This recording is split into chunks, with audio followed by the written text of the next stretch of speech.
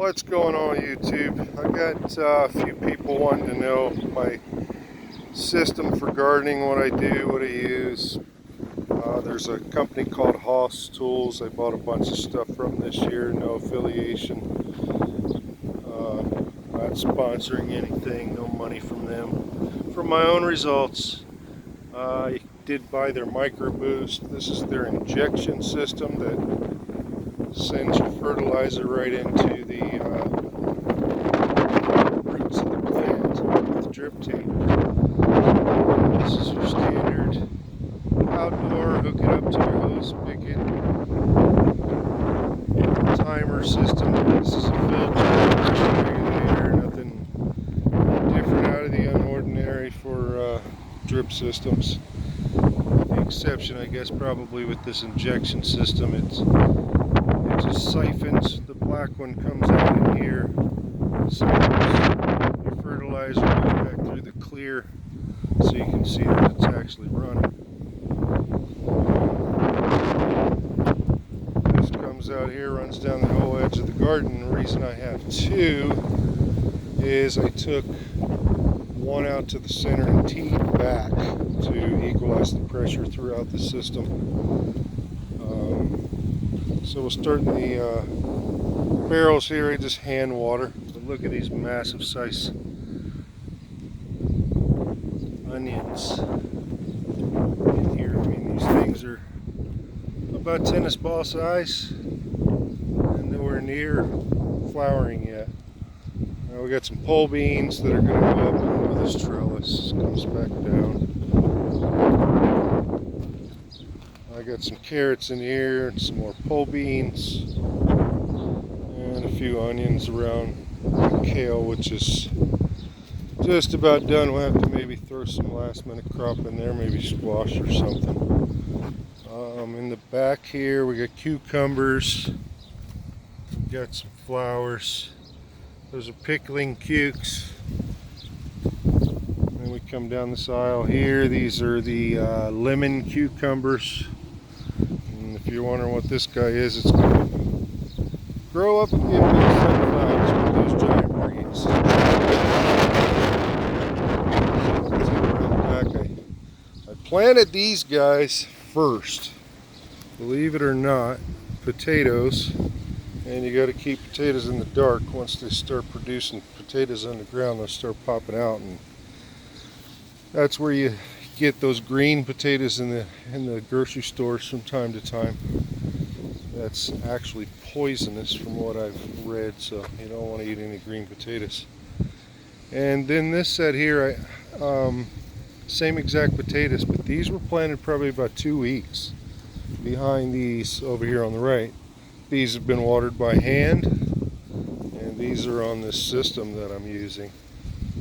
And there's some other things as far as the system goes. If we get to that part, maybe I'll make another video for the tool parts of it.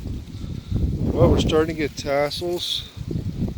There's, I think the wife counted them. I think she said it was 5, 6, 7 or something, but these things are growing about 2 inches a day, so come out tomorrow and there'll probably be 12 tassels or whatever. That's how fast this thing is taking off with this system. I give it credit to 100%. Had gardens in the past here, but our soil is horrible to say the best. Tomatillos, lots of flowers, a few more sunflowers, and these are the same pole beans. I got to get them a trellis up, and these are green beans. This was a cherry tree. I made a bunch of preserves, jam with the cherries this year. That ended up being a good turnout. And this is a row of watermelons. And if you can see how this thing is mound up, here's a tool that this same company sells as well. You can see the mound there pretty well with that row of corn. But it cuts a trench and makes a barrel so you can, get your drip tape in there. And there's your trunk line.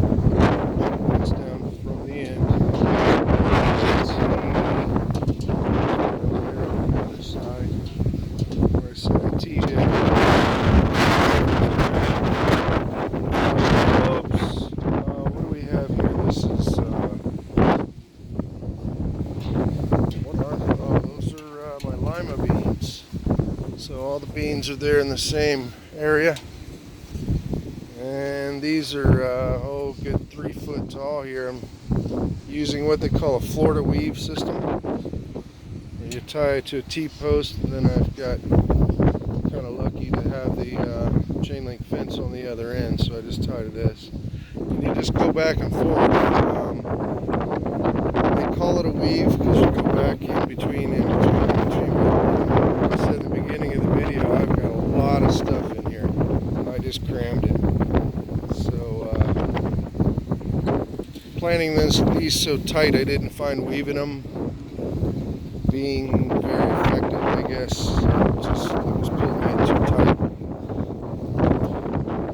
So as you can see, I got a couple tie wraps here and there to just kind of make like a crisscross, but it's adjustable. Bugs are getting to that one. I haven't used none whatsoever, pesticides. These sunflowers are just getting eaten up. That's kind of a plus. They're leaving other stuff alone. A little squash there. This is a zucchini. And another row of cantaloupes. We've got a few rows of sweet potatoes, which did not do very well. You've got to look at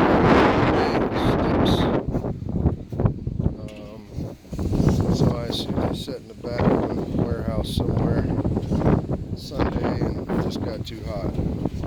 Once again, onions looking really good. There's some big ones in here. Need to get some dirt away from those. These are your big onions that you get in the grocery store. People usually can't grow them that size. They look more like green onions. A couple watermelon here. These are an heirloom variety called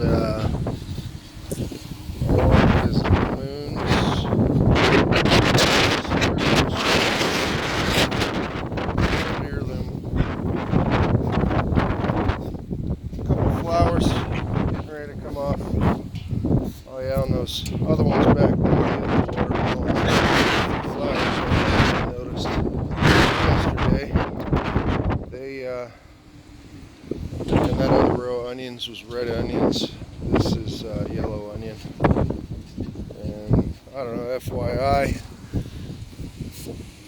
if you didn't know, every one of them green stems sticking up is one of the circles in the onion. Like when you cut an onion in half and you can see each layer going around. So, a little interesting fact there for you, I guess. If you didn't know, now you know. More tomatoes. I think what did I plant? 72 in this area here. I mean, a massive amount of tomatoes. Really late start on these compared to the last row I just showed you, of course. But I was just too busy trying to get everything else going. This is a garden that started fresh this year. Fresh land. Hasn't been, fertilized and maintained and crops and things like that from last year. And as you can see, I mean, our soil is just horrible. It's like almost like a silt.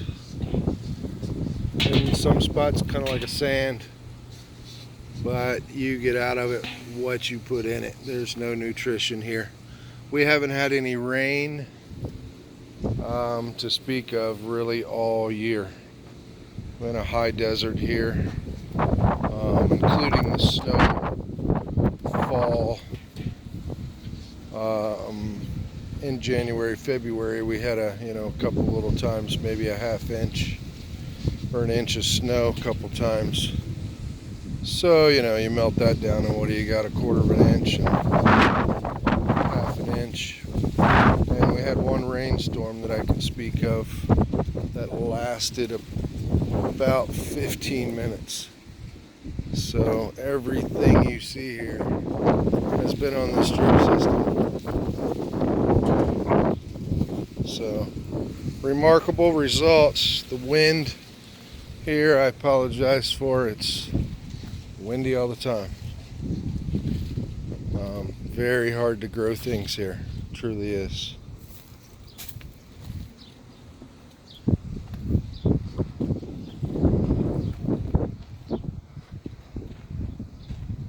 So there's the other stuff I buy.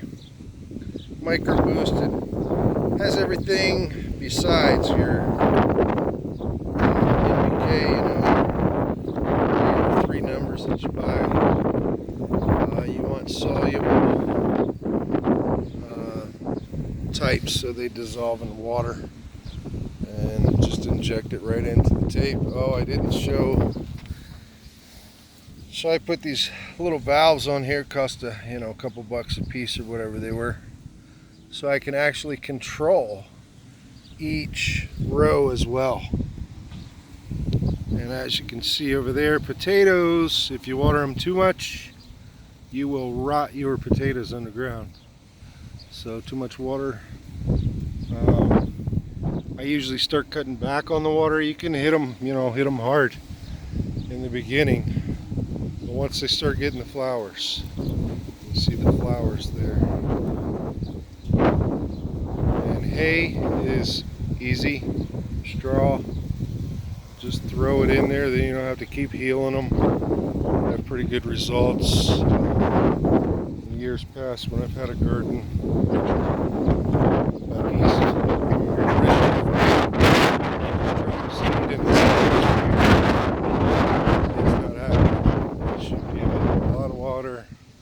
a lot of water and a lot of love, nutrients, everything it needs, down to the Micro Boost, where it gives it those other things that people don't think that are important, like minerals that a lot of plants need as well.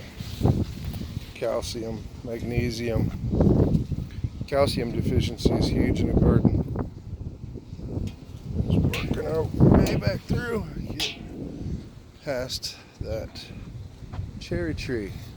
I guess I could show you the process. 13 minutes. So this is in the process. I actually found, the wife found a hoop house similar to this size, and it is like $250 or something, give or take. There was a few she was looking at, and it's probably going to cost me $2 to put a cover on this homemade job, but I think it'll be a lot more stout. So I just got it temporary for now. The stake driven in the ground. Literally just used scrap pieces of plywood that I had laying around. All the way across. That'll be cut up and over. Shape PVC pipe. See, this comes down to a pipe that I drove into the ground here, and you can strap that onto the back of a piece of plywood to hold it up after you drive it in the ground. And then I'm just doing a 2x6 here, 4 feet off the back wall, and I'll probably double that up to get about 12 inches of soil in the bed. And then on this side as well, same thing, pipe driven down into the ground. And this is just a continue of the trunk line, water line that comes down the fence line here. Just put that into the hoop house, and then we can run drip tape as well in here. So If you go with 20-foot PVC, it works out really well. If you do this type of structure, you just, build a box. You got any kind of carpentry skills, bring yourself some plywood up, and set yourself a timber across each side to mark off your outside. Now my thought, once I get this going, I'm probably going to do some 5-gallon buckets in the center here. So this side will be the door. And I'm just going to do plywood like the other side. And I'll cut some kind of storm door in there probably. Oh, the drip tape. This is what this looks like. Drip tape just comes on a roll. And there's the different ends, things. You can see, let's see here. Right there's a little hole. Every 12 inches, there's a little hole. And unlike a soaker hose, where it just pours out, the system is extremely efficient. I mean, in a dry, high desert like here, I mean, you can leave this thing running, half the day. I usually water 5-6 hours in the morning and 5-6 hours at night a lot of times. So just kind of let it run twice a day. It gets lots of water and doesn't use a lot. Very efficient. There's some garlic coming up here, or I can't remember. It's the what do you call it? Elephant garlic, which is planted on one side, and then the regular garlic is planted on the other. So that's about it. Oh, here's the actual wheel hoe. May as well hit this. It's here. And your typical rototiller. That was an old Craftsman. Been around forever, and I threw a Harbor Freight motor on it for $100. 4 bolts, pulled off the old one, stabbed that one on there, and it's still going. It was easier than fixing the other one. And I got a new motor on it. So these plows will flip into the center, and you flip them opposite of one another. And they come over in this area, so they'll be in a pointed direction towards the tires, so you can cut down into the soil. And then you run your trunk line, bring your drip tape down each row, and you put on these little end caps to just block off the drip tape, and that's it. Put your little ends on. You just want a straight piece in, right in, or you want the valves off the trunk line so you got some control. Alright, I think that about does it. Just wanted to talk to, that's my neighbor, talk to you guys about what's going on. Gypsum, that's what that is down there in the cherry tree. Any kind of sheetrock, things like that. We did some remodeling, so I had some chunks of old sheetrock, crumble them up, throw them in a garden. Gypsum's good for the garden. Well, not always. Do your research. Depends on what your soil's like, of course. But like I say, you get what you put into this soil. There is nothing. There's some organic stuff I just kind of sprinkle here and there when I initially put them in. This system isn't everything. I put a little compost here and there, things like that, some bag soil. That's one that died on me, so I had to replant it. So I threw some of that organic stuff in there, the blood meal in the other. Alright guys, we'll talk to you. Peace.